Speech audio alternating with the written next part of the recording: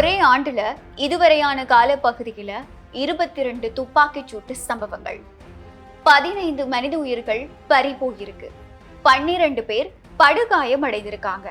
அதுவும் கடந்த 11ஆம் திகதியில இருந்து 25ஆம் திகதி வரையிலான இந்த ஒரு 14 நாட்கள்ல மட்டுமே 10 துப்பாக்கிச் சூடுகள் பதிவாகி இருக்கு.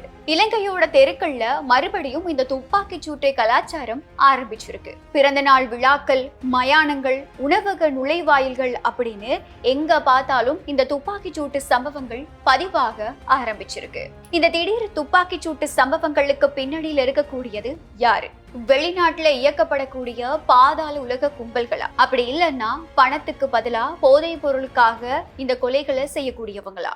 இலங்கையின் முதற்தர சுற்றுலா தலம் ரீச்சாவின் மாபெரும் உணவு திருவிழா ஆகஸ்ட் மாதம் 7, 8, 9 மற்றும் 10ஆம் திகதிகளில் மாலை 6 மணி முதல் 10 மணி வரை இன்றைய டிக்கெட்டுகளை பெற்றுக் கொள்ளுங்கள். நாடளாவிய ரீதியில இப்படி பதிவாயிட்டு இருக்கக்கூடிய துப்பாக்கிச் சூட்டு சம்பவங்கள் தொடர்பா போலீஸ் ஊடக பேச்சாளர், உதவி போலீஸ் அத்தியட்சகர் FU வுட்லர் பல முக்கியமான தகவல்களை வெளிப்படுத்த இருக்காரு. அதாவது கடந்த சனிக்கிழமை நடந்த ஒரு விசேட சந்திப்புல தான் இந்த தகவல்களை அவர் வெளிப்படுத்த இருக்காரு. இதுவரைக்கும் நடத்தப்பட்டிருக்கக்கூடிய விசாரணைகளோட அடிப்படையில இந்த தாக்குதல்கள் எல்லாமே போட்டி போதைப் பொருள் கடத்தல் கும்பல்களுக்கு இடையில நடந்துகிட்டு இருக்கக்கூடிய மோதல்கள் தான் அப்படிங்கிறது தான் இப்போ வரைக்கும் வெளிப்படுத்தப்பட்டிருக்கக்கூடிய தகவலா இருக்கு. எதிர்த்தரப்பு கும்பல்களை பயமுறுத்துறதுக்காகவும் தங்களோட வர்த்தக எல்லையை விரிவுபடுத்தணும் அப்படிங்கிற நோக்கத்துக்காகவும் தான் இந்த தாக்குதல்கள் நடத்தப்படுது அப்படிங்கிறது தான் போலீஸ் ஊடக பேச்சாளர் FU வுட்லர் தெரிவிச்சிருக்கக்கூடிய ஒரு மிக முக்கியமான விஷயமாவும் இருக்கு. இவர் இன்னும் பல தகவல்களை வெளிப்படுத்த இருக்காரு. அதுல இன்னும் அதிர்ச்சி தரக்கூடிய ஒரு விஷயம் என்ன அப்படின்னா, இந்த கொலை திட்டமிடக்கூடிய முக்கியமான சூத்திரதாரிகள் எல்லாருமே வெளிநாடுகள்ல சொகுசா இருந்துகிட்டு தான் இந்த குற்றச்செயல்களை இயக்கிக்கிட்டு இருக்காங்க அப்படிங்கிற விஷயம். அது மட்டும் இல்லாம ஒப்பந்த கொலைகளுக்கு பணத்தை கூலியா கொடுக்கறதுக்கு பதிலா போதைப் பொருட்களையே கூலியா கொடுக்கறாங்க. வெறுமனே சிறிய அளவு போதைப் பொருளுக்காக கூட மனித உயிர்களை பறிக்க ஒரு கும்பலே தயாரா இருக்கு அப்படிங்கிற ஒரு விஷயமும் இப்போ இந்த விசாரணைகள் மூலமா வெளிச்சத்துக்கு வர ஆரம்பிச்சிருக்கு. கிட்டத்தட்ட கடந்த 2 வாரங்கள்ல மட்டுமே இலங்கையில 10 துப்பாக்கிச் சூட்டு சம்பவங்கள் நடந்திருக்கு. ஒரே நேரத்துல அடுத்தடுத்து ஏன் இந்த தாக்குதல்கள் நடக்குது? குற்றக்குழுக்கள் போலீஸ் நடமாட்டம் இல்லாத, அதாவது போலீஸ் நடமாட்டம் குறைவா இருக்கக்கூடிய நேரத்தையும் தங்களோட இலக்குகள் தனியா சிக்கக்கூடிய வாய்ப்புகளையும் வெயிட் பண்ணி பார்த்து தாக்கி இருக்கதா தான் போலீசார் ஒரு தகவலை வெளியிட்டிருக்காங்க. நாட்டில் இருக்கக்கூடிய எல்லா இடங்களையுமே போலீசார் காவலுக்கு நிறுத்த முடியாது அப்படிங்கிறதுனாலையும் போலீஸ் அதிபரோட நேரடி வழிகாட்டலுக்கு கீழே புலனாய்வுத்துறை தீவிரப்படுத்தப்பட்டிருக்கதா FU வுட்லர் தெரிவிச்சிருக்காரு.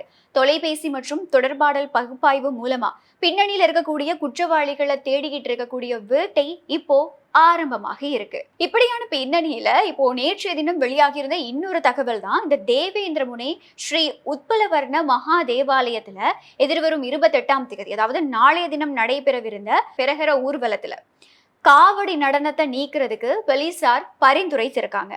போலீஸ் அதிபர் பிரியாந்த வீரசூரியவால செய்யப்பட்டிருக்கக்கூடிய இந்த பரிந்துரையில மாத்தறை மாவட்ட செயலாளர் சந்தன திலகரத்ன உத்பலவர்ண தேவாலய பஸ்நாயக்க நிலைமைக்கு நேற்றைய தினம் அறிவிக்கப்பட்டிருக்கு.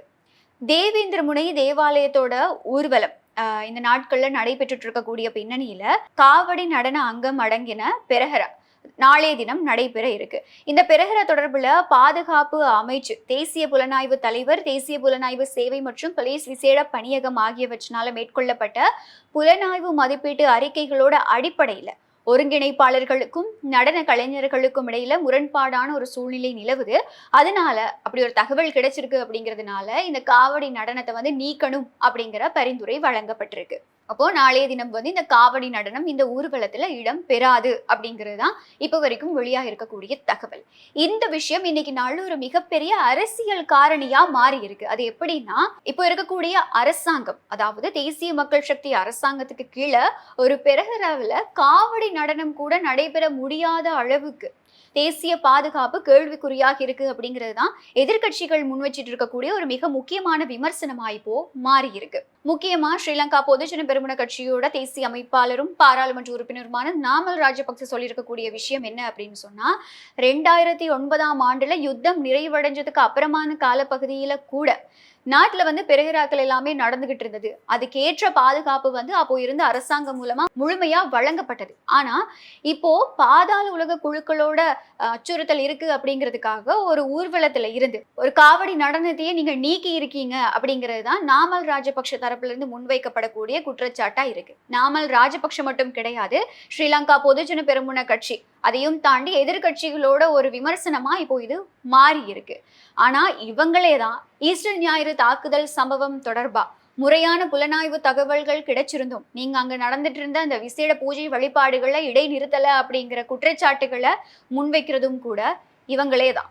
இப்படியான பின்னணியில தான் இப்போ நாட்டுல இந்த சம்பவங்கள், இப்படி துப்பாக்கி சூட்டு கலாச்சாரங்கள் அதையும் தாண்டி பல உயிரிழப்புகள் மிகப்பெரிய பேசு பொருளா மாறி இருக்கு. போதைப் பொருளுக்காகவும் பாதாள உலக குழுக்களோட மோதல்களாலையும் இலங்கையோட அமைதி மறுபடியும் கேள்விக்குறியாகி இருக்கு அப்படிங்கிற தகவல்கள் தான் இப்போ வெளியாக ஆரம்பிச்சிருக்கு. இந்த வன்முறை கலாச்சாரத்திற்கு போலீசாரா இருக்கட்டும், அரசாங்கமா இருக்கட்டும் முற்றுப்புள்ளி வைக்குமா? உங்களுடைய கருத்துக்கள் என்ன அப்படிங்கிறத கமெண்ட்ல மறக்காம சொல்லுங்க. மறுபடியும் இன்னொரு வீடியோல சந்திக்கலாம்.